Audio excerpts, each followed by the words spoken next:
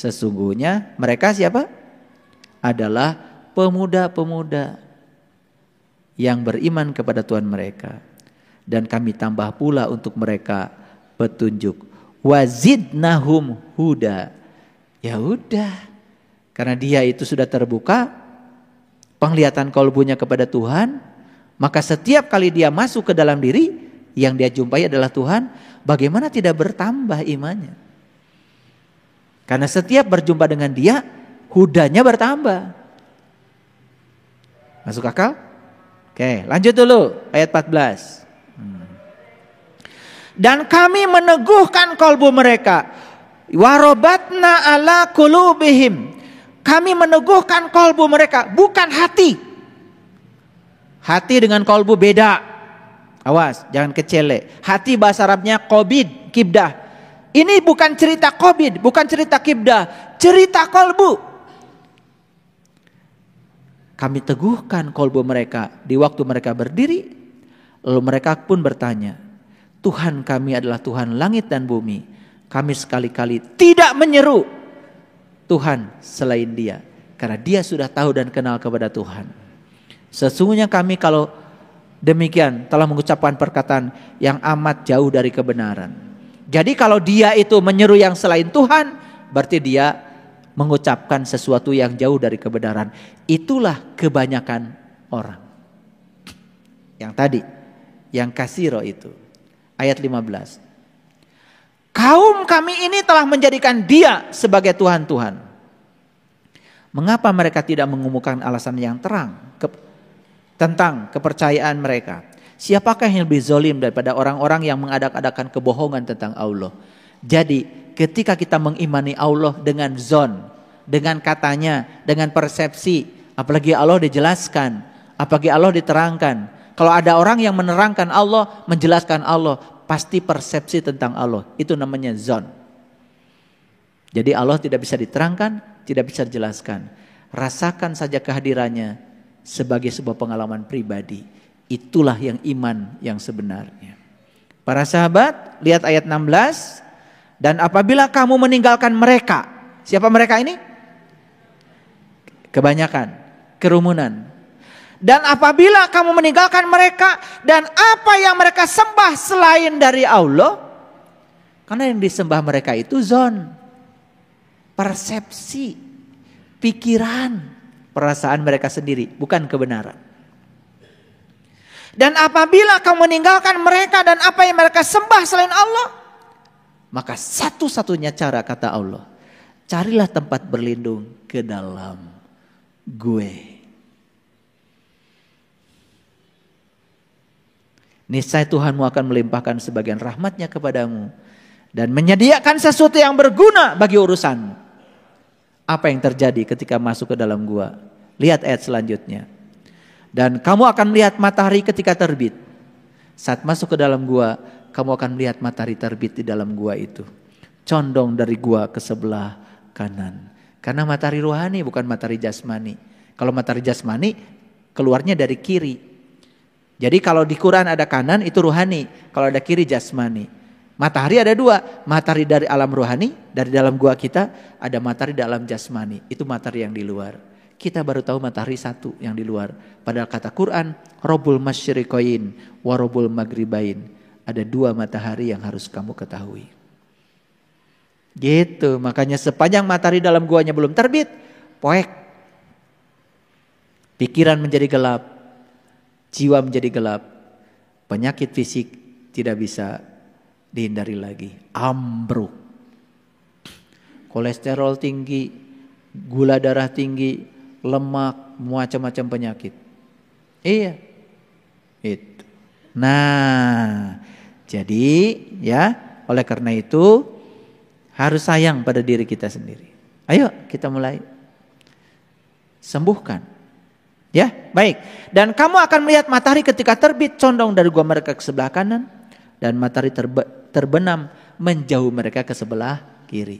Jadi matahari rohani itu akan terbenam lagi kalau kesadaran jasmani kita muncul lagi. Masuk akal, ya. Sedang mereka ya berada di tempat yang luas dalam gua itu.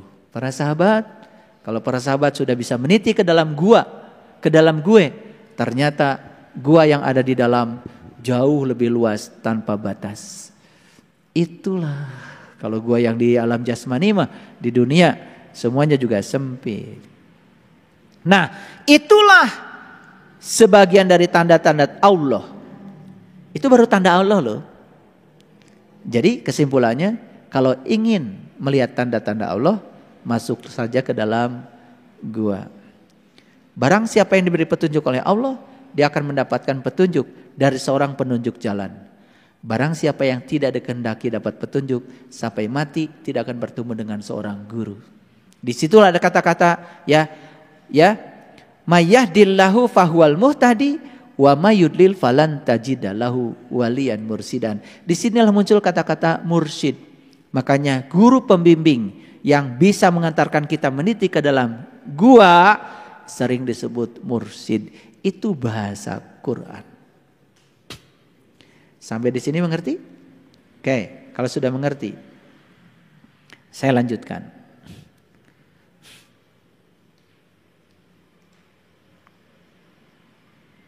Saya kasih tahu sekarang. Semua orang yang telah mencapai apapun yang berharga di kehidupan ini, karena mereka memiliki keberanian untuk menjadi orang asing. Setuju? Ayo. Thomas Alva Edison menjadi berharga karena menciptakan listrik. Dia keluar dari kerumunan banyak orang. Bahkan sempat tidak naik kelas. Disebut idiot, disebut gila.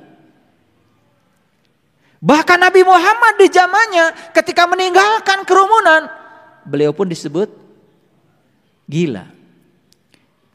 Betul? Ulangi lagi. Semua orang yang telah mencapai apapun yang berharga di kehidupan ini, karena mereka memiliki keberanian untuk menjadi orang asing. Jadi para sahabat tidak akan mencapai yang berharga kalau tidak punya keberanian untuk menjadi orang asing. Paham ya?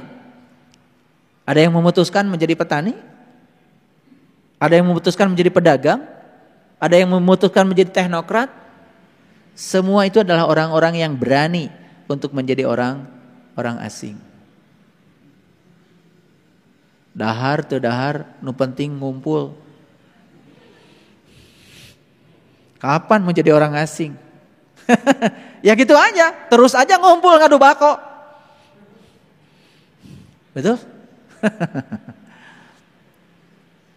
Mike Tyson hebat karena mau jadi orang asing. Dia tinggalkan teman-temannya dan kemudian masuk sasana tinju. Dia terus tiap malam di bawah asuhan Kus Damato, kemudian menjadi petinju besar.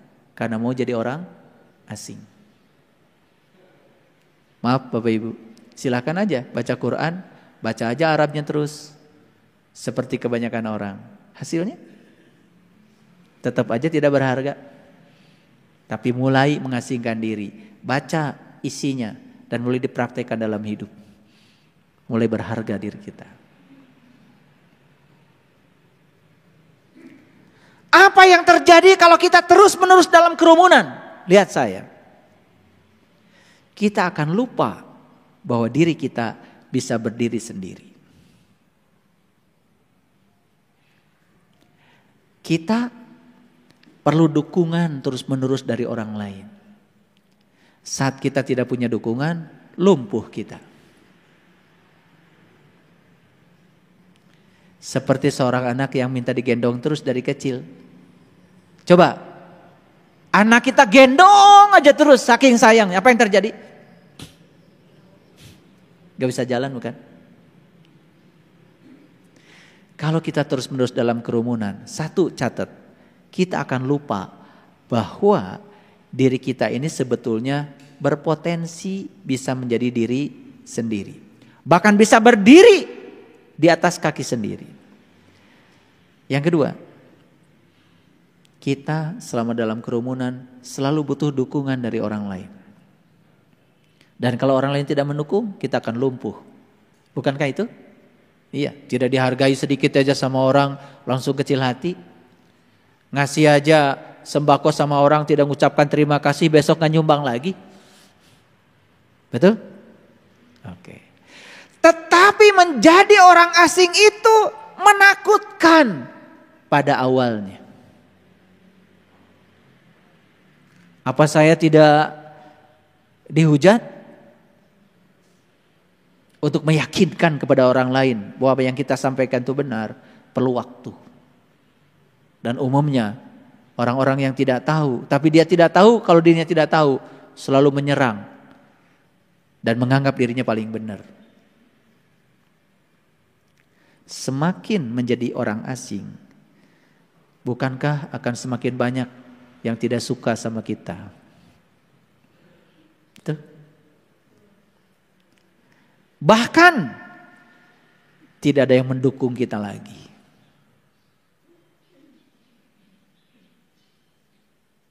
Banyak yang nawarin ceramah sama saya.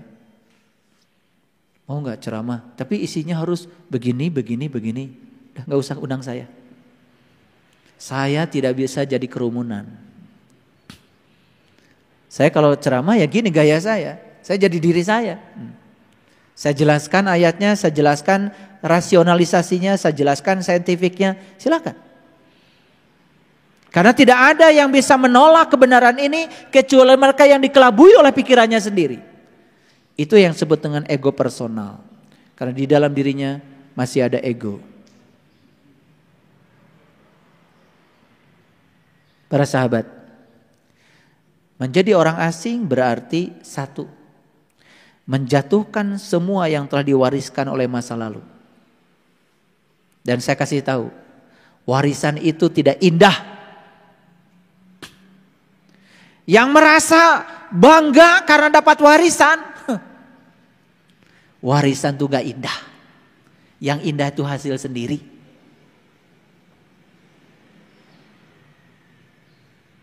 Makanya saya datang ke Bandung ini cuman punya baju satu, kemeja satu, sisanya bungkus Indomie, celana kolor aja.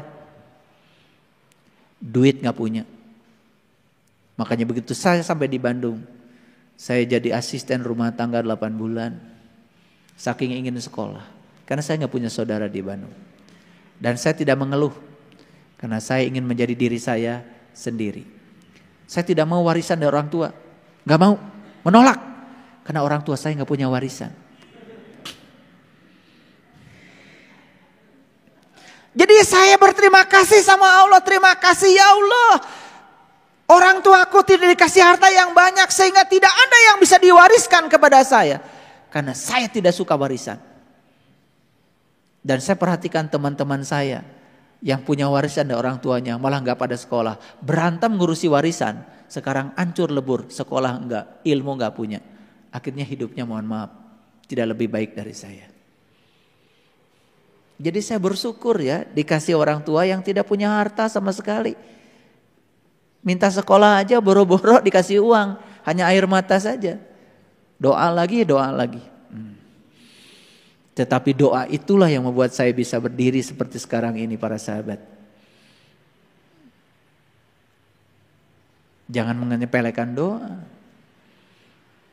Doa orang tua itu luar biasa. Maka ini saya kasih tahu nih para pemuda yang suka ngurusi warisan, pengen warisan. Warisan tidak indah. Itu warisan harta. Bagaimana kalau warisan ilmu? Warisan ilmu juga gak indah. Ilmu yang keren itu ilmu yang didapat oleh pengalaman pribadi sendiri. Makanya ada pengetahuan, ada ilmu.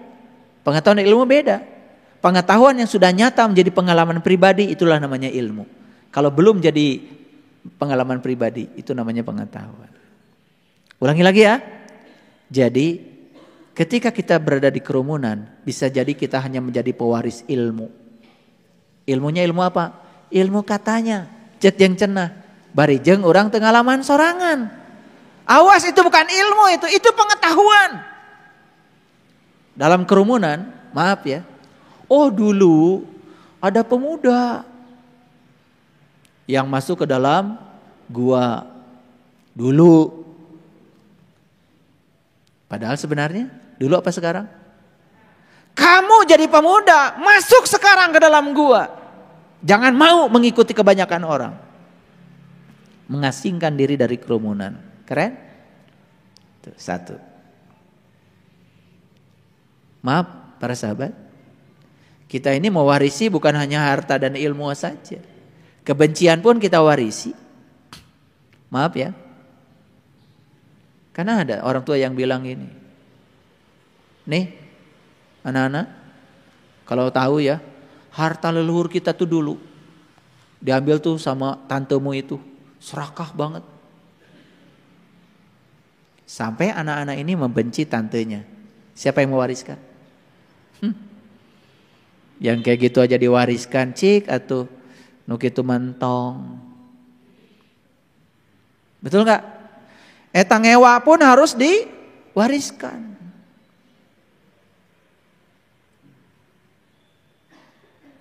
Jadi sesuatu yang bernilai itu didapat oleh pengalaman sendiri. Setuju? Kita mengira bahwa pengetahuan itu bisa didapat dari orang lain. Dulu. Kita mengira bahwa kita bisa menjadi bijak dengan nasihat dari orang lain. Dulu. Kita mengira bahwa kita bisa menjadi religius dengan percaya kepada orang lain. Dulu. Sekarang kita patahkan semua. Ternyata ilmu yang sebenarnya yang didapat dari penyelaman pada diri sendiri. Kebijaksanaan yang sebenarnya didapat dari hasil menyelami pengalaman diri sendiri. Bukan nasihat dari orang lain. Jadi nggak usah kalian terlalu banyak membaca kata-kata bijak dari orang. Nggak akan bikin kita jadi bijak kok. Paling ngapalin kata-kata bijak. Nah, orang-orang yang suka ngapalin kata-kata bijak itu belum tentu bijak. Pura-pura bijak. Makanya kalau ada kata-kata bijak jangan di-share dulu. Kalau belum dialami oleh kamu. Enak aja tiap pagi nge-share kata-kata bijak. Ini kata-kata bijak tuh buatan orang. Kamu sudah sebijak ini belum? Di-share aja. Membosankan. Karena kita tidak akan pernah bisa menjadi bijak dengan membaca kata-kata bijak. Hanya sok bijak. Paham maksud saya? Biar jelas. Nah, jadi para sahabat, manfaat menjadi orang asing itu. Satu, catat. Kita akan punya hubungan yang asli. Dan hubungan asli mulai terjadi. Karena apa? Kita telah menemukan hubungan dengan diri sendiri. Lihat saya semuanya.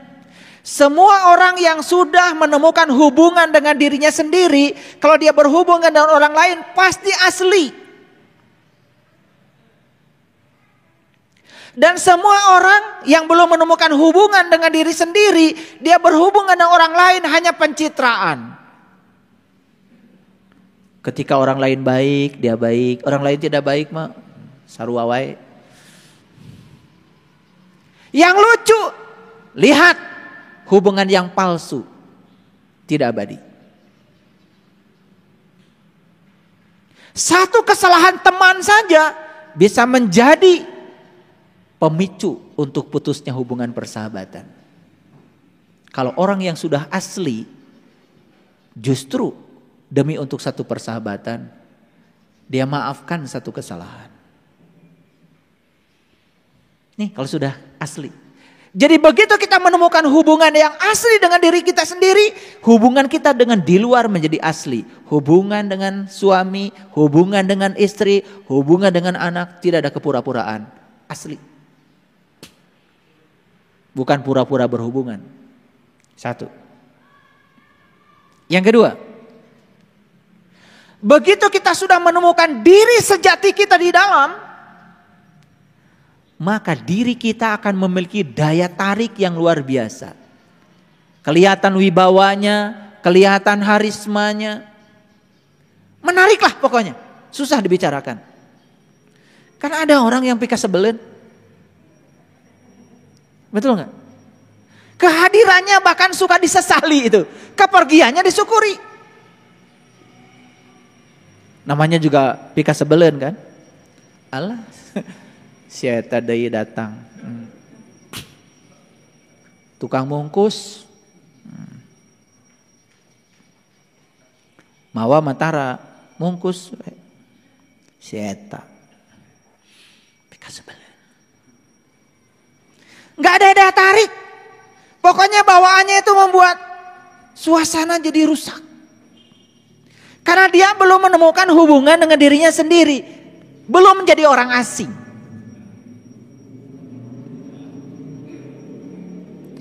Dan biasanya orang yang tidak asli hubungan dengan dirinya sendiri hampa. Bisa nggak merasakan kalau orang ini berpura-pura? Capek nguruskeun maneh mah. Orang yang berpura-pura kan coba pura-pura baik. Kalau baik sama dia, pagur pisan. Sedikit aja ngegel si eta. Gitu. Paham ya? Nah, ini manfaatnya kita mengasingkan diri dulu untuk menempa diri. Tidak mungkin rombongan Pandawa itu bisa menang di perang Mahabharata itu. Kalau tidak mengasingkan diri dulu. Mengasingkan dulu. Tapak dulu. Makanya Pandawa dari pengasihkannya menjadi berkarisma, berwibawa, penuh cinta kasih. Itu kan contoh-contoh sederhana yang kita sudah tahu. Cuman kadang-kadang kita nggak peka. Nonton yang begitu gitu saja. Betul nggak? Tahu hilet? Ulat? Menjijikan. Karena menjijikan dia ingin tampil indah. Caranya apa? Mengasingkan diri dulu. Puasa berminggu-minggu. Sampai akhirnya dikepompong. Puasa loh. Jangan dikira yang puasa cuma kalian. Hilet juga puasa. Kemudian bertransformasi dia. Menjadi makhluk yang lucu. Makanya ada lagu kupu-kupu yang lucu. Aya hilet yang lucu. Aya tuh lagu hilet nu lucu. Aya adanya kupu-kupu yang lucu. Padahal dulu mah hilet. Tetapi dari hilet menjadi kupu-kupu yang lucu, dia mengalami transformasi, mengasingkan diri. Sok atuh saya mengajak kalian mengasingkan diri dulu. Biar jadi lucu. Begitu sudah keluar dari tempat pengasingannya, lucu. Jadi pika sebelumnya tidak ada lagi.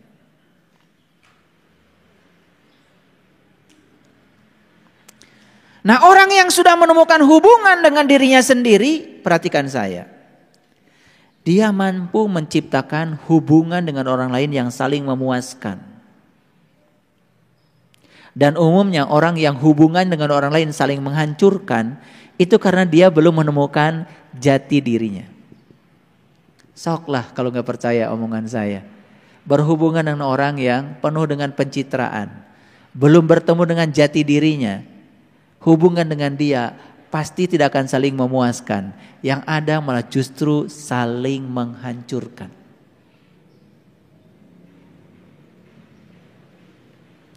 Orang yang sudah bisa menemukan jati dirinya, dia mencintai tapi tidak cemburu.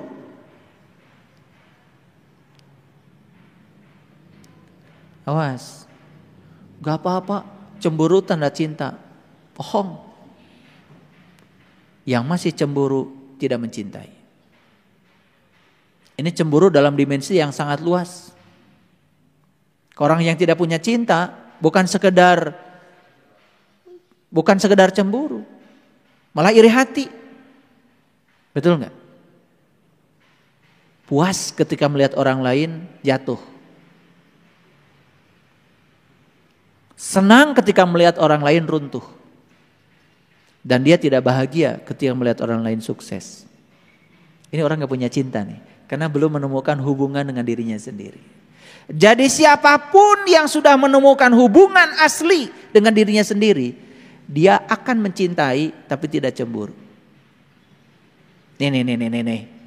Yang suka cemburuan. Gimana? Sama siapa? Nah, itu tidak mencintai. Karena cinta itu bukan saling memberi rantai. Cinta itu saling memberi sayap. Tulis. Sugan hari ditulis mah. Eling. Iya modor saling mengikat. Betul enggak? Aku milikmu, kamu milikku. Setengah jiwa ada padamu. Bullshit. Makanya jadi riweuh, dah setengah naik di batur. Jadi tidak utuh. Kade ulah kapangaruhan ku lagu. Karena ada lagu ya, setengah jiwa ada padamu. Mangaruhan ka urang. Jadi lamun tengah hiji teh teu sampurna, padahal aslina urang teh sorangan. Ya, temukan ya kesendirian yang sesungguhnya. Orang yang sudah menemukan hubungan asli dengan dirinya sendiri membantu tetapi tidak memperbudak. Ada tuh membantu saya tapi kudu nurut ka manehna.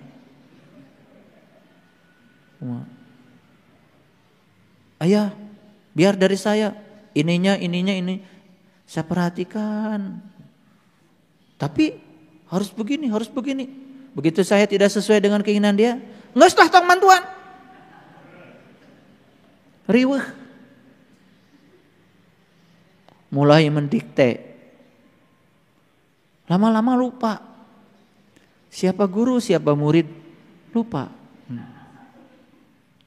Jadi karena sudah diberi rasanya harus ada di telapak kaki dia gitu. Makanya orangnya kayak gitu, Leungit tingkah mana? Paham maksud saya? Nah ini, kalau belum sempurna menemukan jati diri kita, kita membantu pun terkadang malah memperbudak. Mun rek mantuan ka batur bantuan, tong loba syarat. Makanya saya kasih tahu, kalau mau ngasih beras sama orang, ya ngasih aja, nggak usah tanya. Bunda cucu ngasih beras tuh. Langsung aja beras masuk mobil, nggak nanya dulu. Ayah punya beras di rumah? Enggak. Itu bagus namanya. Saya bukan iklan, bukan, ya. Karena banyak yang juga nanya, ayah mobil ada berapa? Nggak usah, kalau mau ngasih mobil ngasih aja. Karena jadi nanti nunggu jawaban sebelumnya mau merek. Kan udah banyak, paling juga begitu, betul nggak? Ari moal mere mentong atau mengenanya segala. Kalau mau ngongkosin orang jangan tanya punya ongkos. Ngasih aja. Gak apa-apa.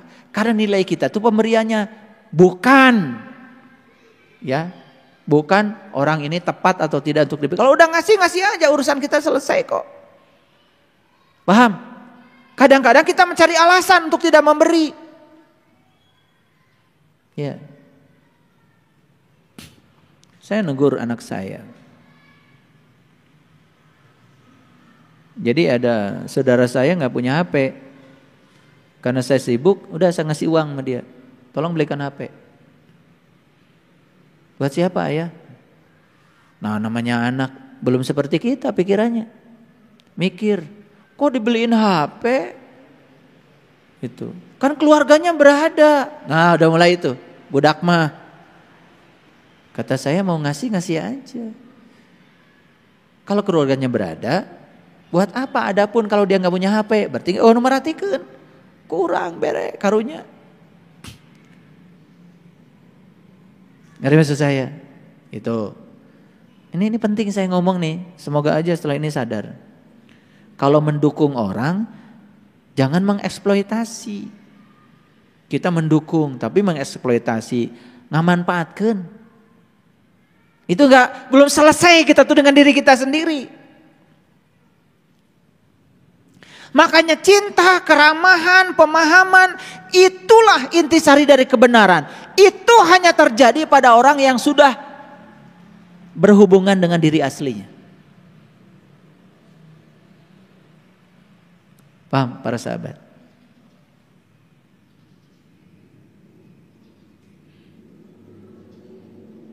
Sekarang ini kita sering berhubungan dengan orang-orang, mohon maaf, yang terbelakang usia mentalnya. Geus kolot tapi bubudakeun.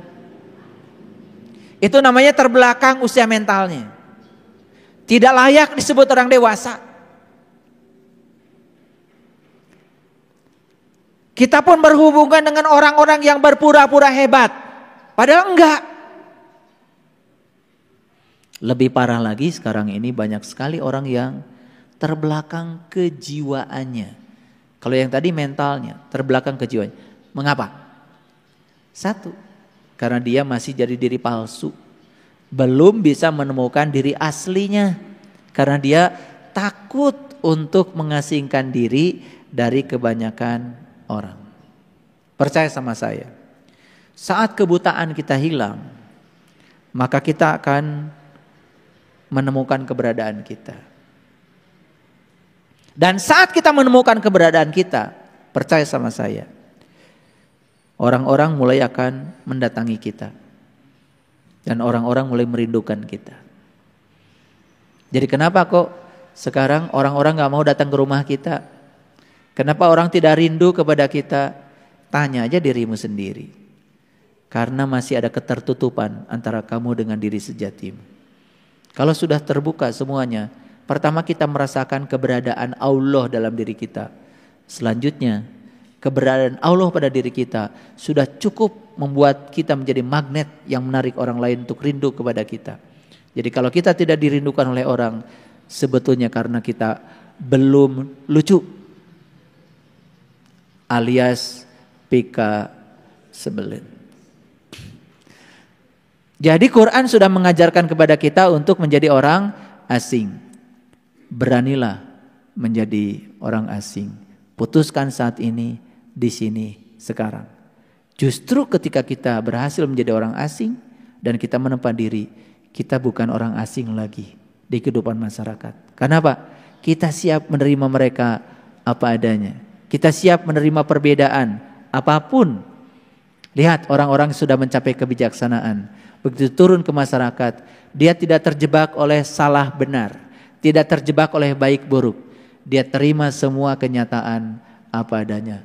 Itulah inti dari spiritual. Para sahabat, semoga yang saya bicarakan hari ini ya membuat kita semakin kokoh. Kalau kita menjadi orang asing, gak usah takut. Karena syarat untuk bisa diterima dalam kehidupan, menjadi orang yang penuh welas asih, syarat utama adalah kita harus menemukan jati diri kita sendiri. Dan untuk menemukan jati diri kita, kita harus keluar dari kerumunan. Dan kita harus menjadi orang asing. Menakutkan pada awalnya, tetapi indah pada akhirnya. Terima kasih. Assalamualaikum warahmatullahi wabarakatuh.